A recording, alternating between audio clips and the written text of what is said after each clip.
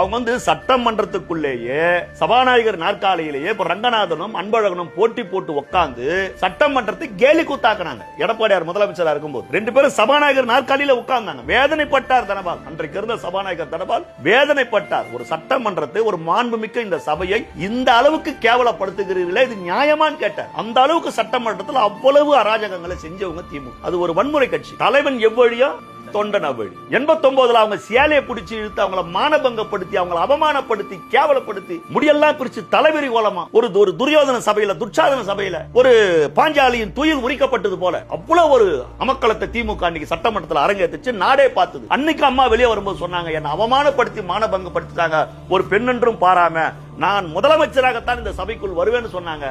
செய்து காட்டு. ஆக திமுக திருந்தாது. வன்முறையும் திமுக என்பது ஒட்டி பிறந்தது. பிரிக்கவே முடியாதது என்னவோ திமுகவும் வன்முறையும். ஏன் சார் திருந்தவே மாட்டாங்க? திருந்த மாட்டாங்க சார். அவங்க திருந்த மாட்டாங்க. அவங்களுடைய ஜீன், அவங்க டிஎன்ஏ, அவங்க திருந்தவே மாட்டாங்க.